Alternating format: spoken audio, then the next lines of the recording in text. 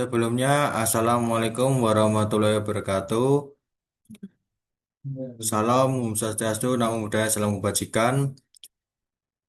Pada siang hari ini, kami dari kelompok 2, kelompok kecil 2, Angkatan 30, pelajar CPNS tahun 2024, ingin mempresentasikan hasil kerja kami tentang reformasi birokrasi yang menjelaskan tentang pencegahan dan pemberantasan korupsi dalam mendukung prioritas nasional ke-15 reformasi birokrasi. Izin perkenalan diri, nama saya Bukit Agung Caksono. Saya nomor absen 16. Nama saya Intan Yarti, saya nomor absen 17. Perkenalkan, nama saya Muhammad Twi Caksono, nomor absen 18.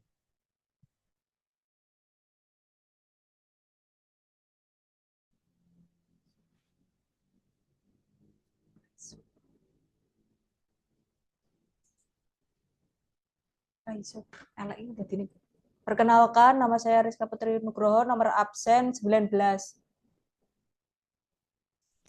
Perkenalkan, nama saya Rahmat Nurul Barokah, nomor absen 20.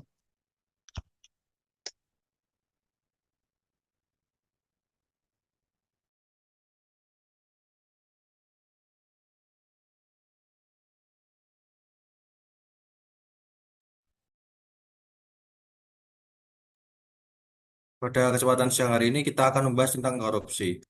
Korupsi menjadi salah satu tantangan utama dalam penyelenggaraan pemerintahan.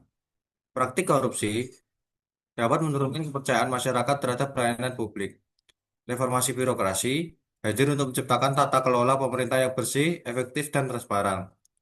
Pencegahan dan pemberantasan korupsi menjadi bagian penting dalam prioritas nasional ke-15 reformasi birokrasi. ASN atau aparatur sipil negara memiliki peran penting dalam membangun tenaga kerja yang jujur dan berintegritas. Nah, pada slide kedua ini kita akan membahas tentang fokus pada tema. Ada 4 opsi dalam pembelajaran ini. Yang pertama adalah satu, penguatan integritas ASN. Penguatan integritas ASN ini memiliki arti upaya untuk menanamkan nilai-nilai kejujuran, tanggung jawab, dan konsistensi moral pada diri setiap ASN.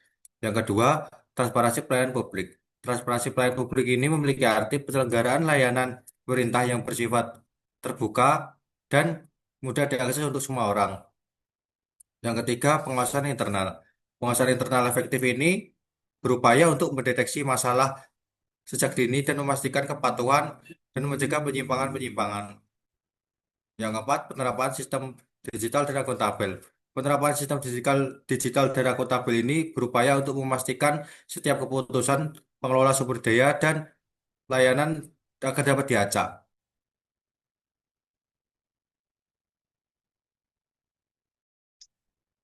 Pemberantasan korupsi dapat dilakukan melalui beberapa langkah. Satu, penegakan hukum secara tegas, memberikan tindakan hukum tanpa pandang bulu. Kedua, pemberian sanksi disiplin, menjatuhkan hukuman administrasi atau disiplin kepada pegawai yang melanggar aturan. Ketiga, pelaporan pelanggaran dan whistleblowing system, yaitu menyediakan sarana pelaporan bagi masyarakat maupun pegawai untuk melaporkan dugaan korupsi. 4. Kerjasama antar lembaga pengawasan, yaitu kerjasama antar lembaga untuk meningkatkan koordinasi antar aparat.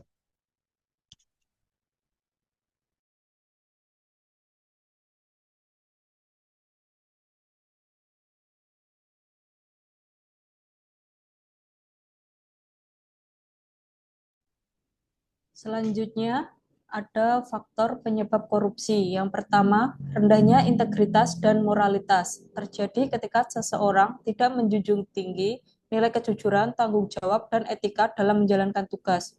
Kedua, lemahnya pengawasan.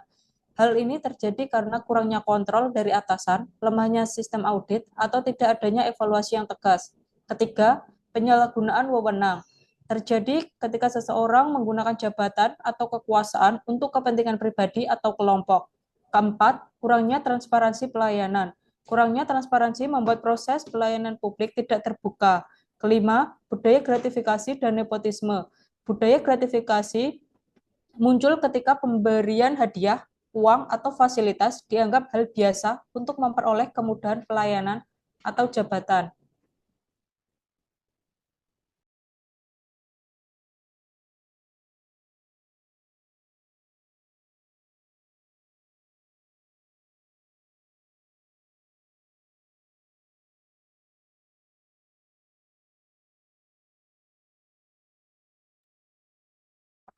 Dampak korupsi.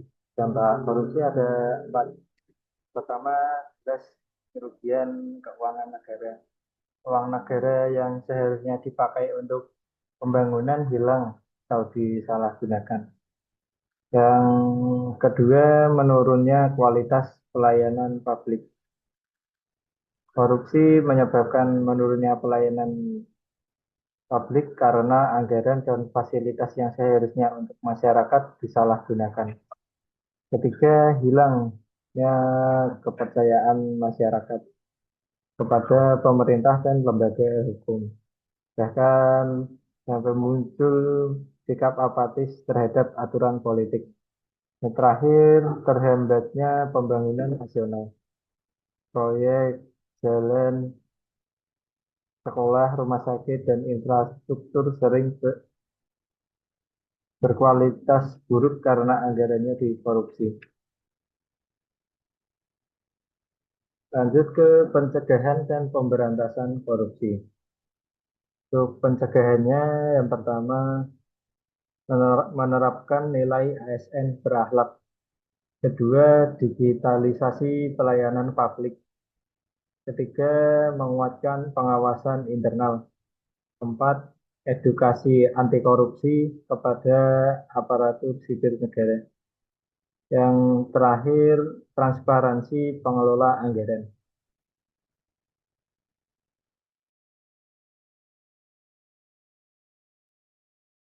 Pemberantasan korupsi dapat dilakukan melalui beberapa upaya. Yang pertama, penindakan tegas terhadap pelaku korupsi, yaitu memberikan hukuman sesuai hukum yang berlaku. Kedua, audit dan evaluasi berkala.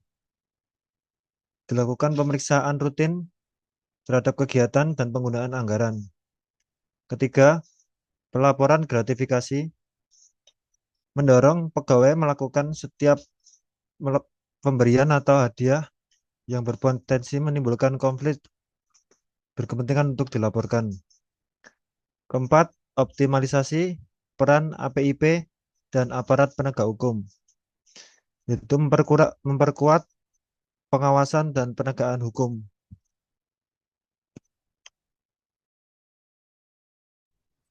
Berikut adalah tabel pemecah masalah dari pencegahan korupsi. Permasalahan yang pertama yaitu penyalahgunaan wewenang. Penyebab dari itu karena lemahnya pengawasan. Alternatif pemecahan dari masalah tersebut adalah dengan penguatan pengawasan internal dan audit rutin. Yang kedua yaitu gratifikasi. Penyebab dari gratifikasi itu yaitu budaya kerja yang tidak sehat.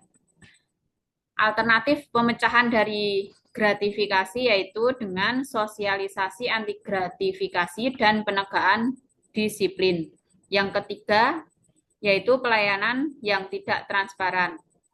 Penyebab dari pelayanan yang tidak transparan yaitu dikarenakan sistem yang manual. Dan pemecahan dari permasalahan tersebut yaitu dengan cara digitalisasi pelayanan publik. Permasalahan yang keempat yaitu rendahnya integritas ASN dan penyebabnya dikarenakan kurangnya pembinaan. Alternatif pemecahan masalah tersebut yaitu dengan cara pelatihan integritas dan penerapan ASN berakhlak.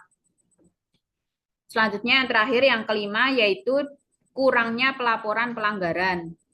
Penyebab dari permasalahan tersebut yaitu karena masyarakat takut melapor dan pemecahan alternatif dari permasalahan tersebut yaitu dengan optimalisasi whistleblowing system.